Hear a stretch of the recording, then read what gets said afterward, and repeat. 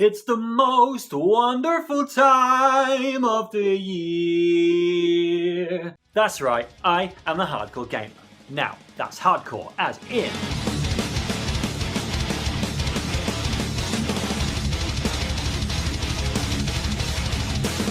And... it's Christmas! Again! How is it snowing in here? 'Tis the season to be jolly, and God knows we need it after this fucking year of hell!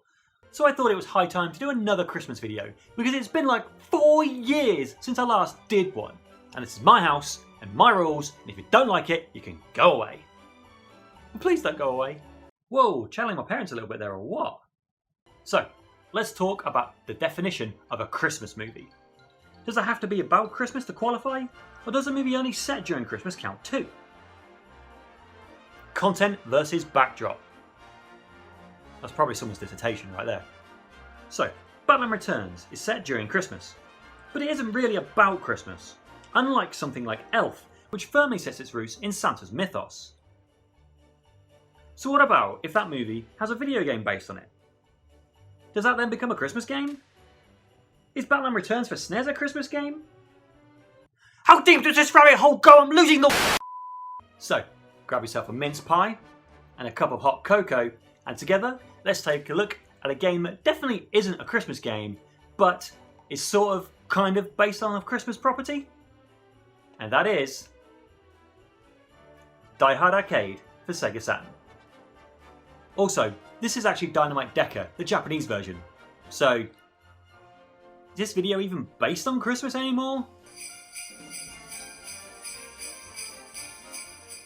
Die Hard Arcade was developed by Sega's famous AM1 division and the Sega Technical Institute, and actually the Technical Institute's last game before they were dissolved, and was originally released in arcades in 1996 and later ported to the Sega Saturn in 1997. As 20th Century Fox's license didn't extend to Japan, it was stripped of its Die Hard branding and released in Japan as Dynamite Deka, loosely translated as Dynamite Detective.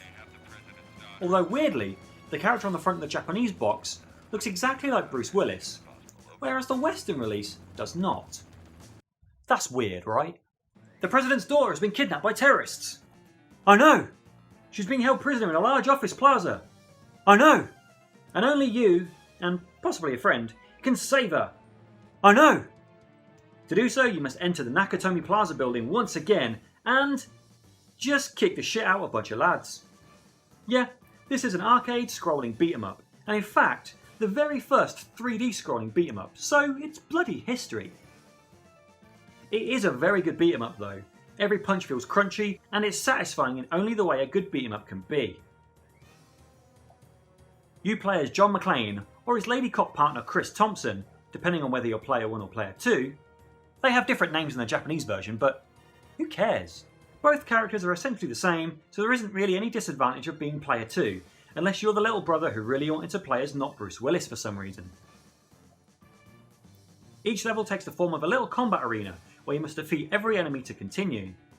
Between these areas, you'll either have a short cutscene to continue the story, or a quick time event where you have to press the correct button to sucker punch the approaching enemy.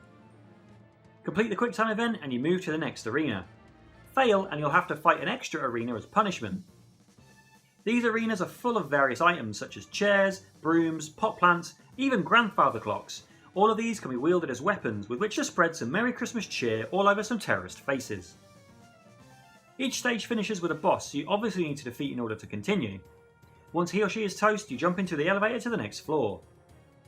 Weirdly, when you reach the next floor and start the next level, your character is missing some of their clothes because, I don't know, Bruce Willis wore a dirty vest in the movie? It's not done in a sexy way, unless you're into that sort of thing, but it's a simple way to gauge your progress, and it's also pretty funny.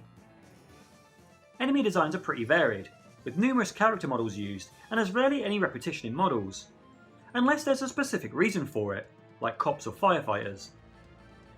Boss designs are a bit more interesting, with large round lads, big American football padded dudes, and this weird giant fireman, with the game boss being this skinny bearded old dude who is actually jacked AF. So yeah, you punch, kick and swing your way to victory.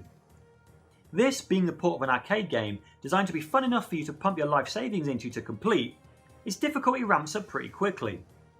But you can't chuck change into your Saturn, can you? No, but there is a way to earn more credits. On the title screen is an option called Deep Scan. At first I thought this was a special mode, like an Unlimited Lives mode or something, but no. It's literally Deep Scan, the classic Sega arcade game.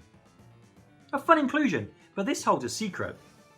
For every 200 points you score in game, you get a credit for Die Hard. Even if you're not very good at Deep Scan, get 200 points, game over, and then start again. It's a great way to stack credits to get further in the main game. It's a nice inclusion that could have just been a cheat code. All in all, Die Hard Arcade is a pretty decent game. It's pretty bare bones and basic, with no real surprises in place. But ultimately, it pings that little satisfaction centre of the brain that only pings with a really good beat 'em up. I think it's aged pretty decently too.